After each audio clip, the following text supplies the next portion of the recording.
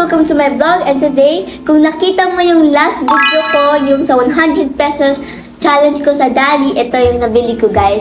Pero may kulang pang isa kasi nago kasi ng kapatid ko, kinain na, hindi siya makapag-hintay. So, ngayon, i-rate natin sila, guys, kung gaano sila kasarap. So, yun, guys. Let's go! Let's rate it. So, ito muna guys, unahin natin yung pancake. And sa isang package, guys, nakagawa si mama ng 6 pancakes, guys. Wow! So, ito na guys yung pancakes. So, tikman na natin. Yummy! So, ito na. Ayun.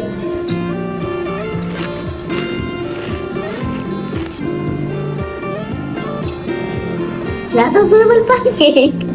9.5 out of 10. Approve. Next up, guys, is yung Swiss Miss na bukas na kasi ito na siya, guys. Swiss Miss na may marshmallow. So, tikman na natin. Masarap na yan eh. Alam mo na yan, yung favorite mo na. 10 out of 10. The best one.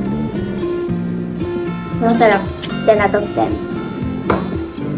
Next up, guys, is ito na yan, guys. Itong fake ice cream. Ano siya? Marshmallow candy. Yeah, guys, marshmallow candy.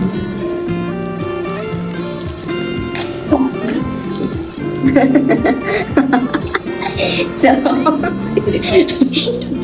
guys, ang ganda niya. Yummy! 15 over 10. Masarap. Approved. Next one is this one, guys. Ito. So, tikman natin siya. Ito yung vanilla cream filled biscuit. Yung ito.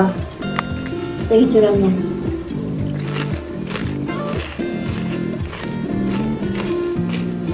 Hindi ako mahilig sa cream o siya sa Oreo. Ano? Mga 7 over 10. Kasi hindi talaga siya mahilig dyan, guys. 7 over 10. Next one is this one, no? Ito. Yan, guys. Tikman na natin. 100 over 10. My favorite. Alam mo ng lahat yung lasa niyan, guys. Masarap na to, guys. Next one, guys, is this one. Yung Chicago yogurt. Tikman natin siya. Strawberry flavored siya.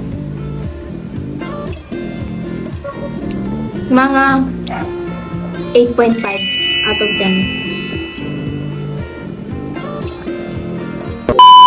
So, ayun guys, 100 pesos na budget. Ang dami ko nang makakain. Meron ng pancake, meron ng juice, meron ng chocolate, drink, tapos meron pang biscuit, meron pang chichirya, meron pang marshmallow na paubos na. So, yun guys. Thank you for watching. Bye-bye!